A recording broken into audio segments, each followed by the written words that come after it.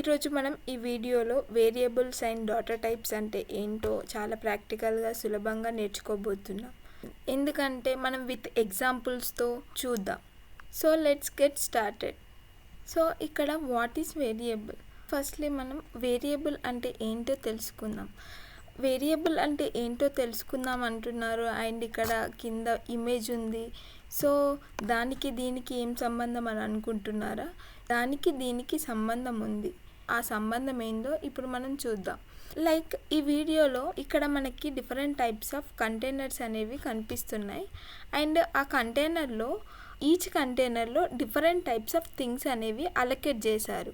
Programming లాంగ్వేజ్లో చెప్పాలంటే variable అనేది మనం డేటాని స్టోర్ చేసుకోవడానికి అలొకేట్ చేసే కంటైనర్ ఆర్ మెమొరీ లొకేషన్ని వేరియబుల్ అని అంటాం.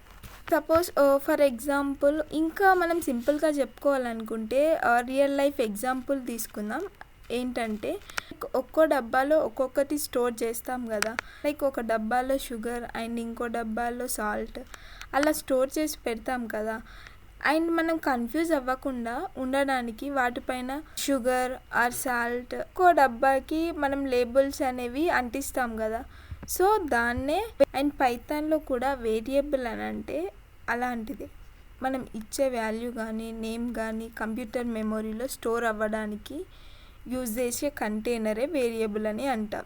సో ఆ కంటైనర్కే మనం పెట్టే పేరే వేరియబుల్ నేమ్ అని అంటాం.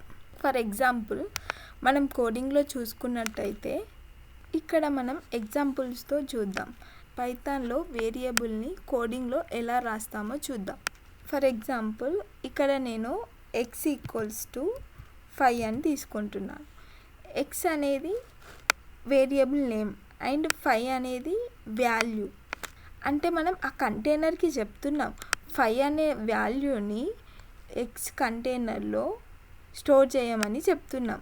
నేమ్ = అఖిల్. నేమ్ అనేది వేరియబుల్ అండ్ అఖిల్ అనేది వేరియబుల్లో ఉన్న వాల్యూ.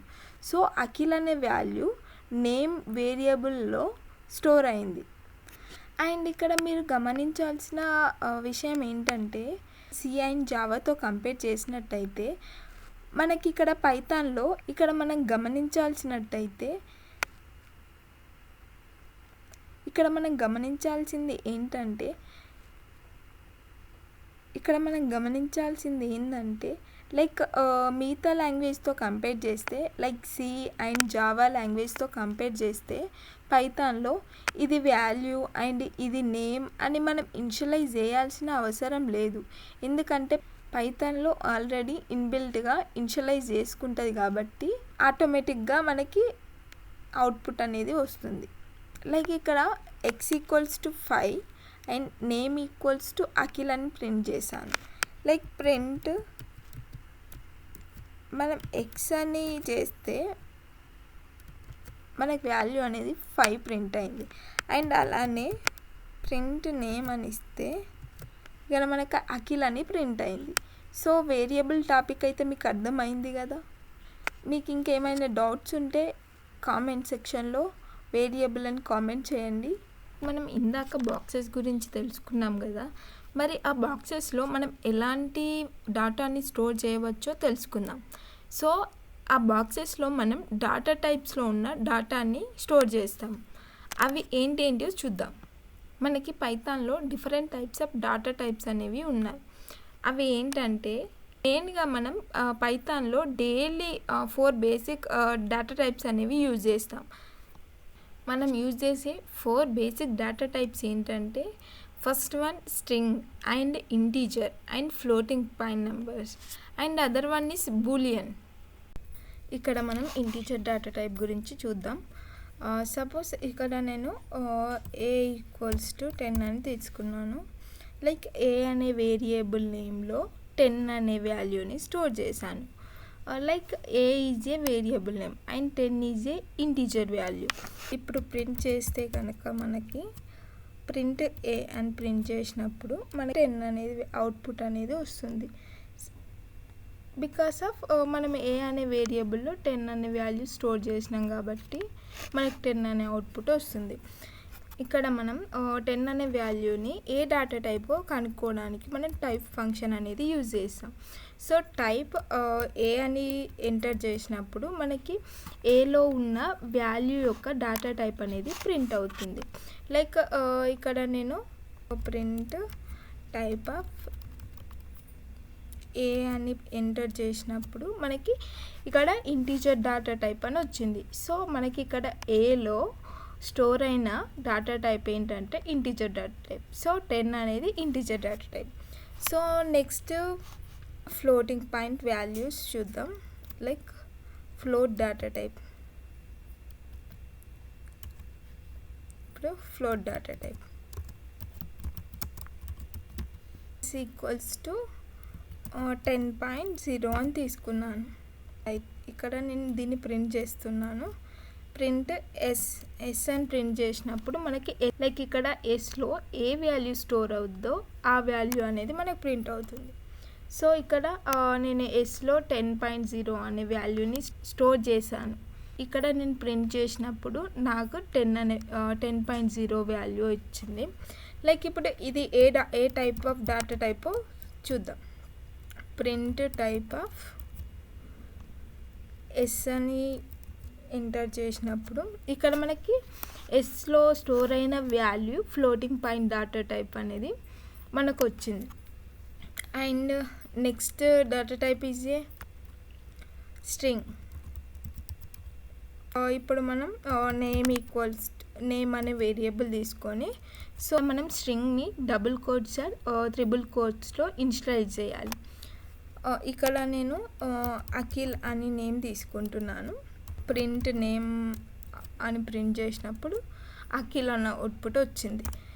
ఇక్కడ ఇది విచ్ డేటా టైప్ అనేది తెలుసుకోవడానికి ప్రింట్ టైప్ ఆఫ్ నేమ్ అని ఎంటర్ చేసినప్పుడు ఇక్కడ నాకు ఎస్టిఆర్ అని వచ్చింది. STR means string. సో ఇక్కడ నేమ్లో స్టోర్ అయిన value Akhil.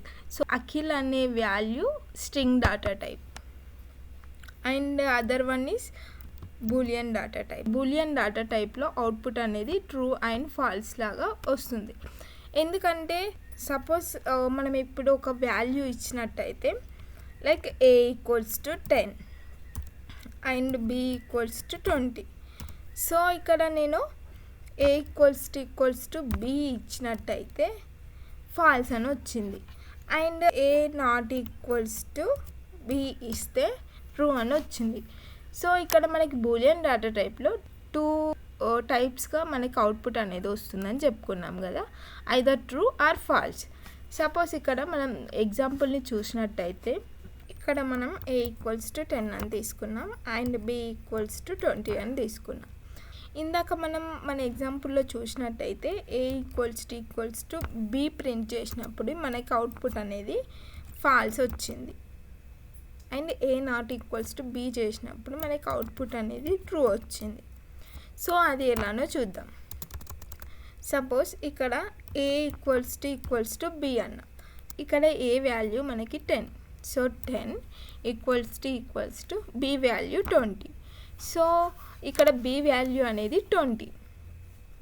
So 10 equals to 20 ఇది ట్రూ కాదు కదా. సో అందుకే మనకు అవుట్పుట్ అనేది ఫాల్స్ వచ్చింది. A not equals to B print చేసినప్పుడు మనకు అవుట్పుట్ అనేది ట్రూ వచ్చింది. So 10 not equals to 20. So 10 అనేది 20కి నాట్ ఈక్వల్ అవుతుంది కాబట్టి మనకు అవుట్పుట్ అనేది ట్రూ వచ్చింది. And type of A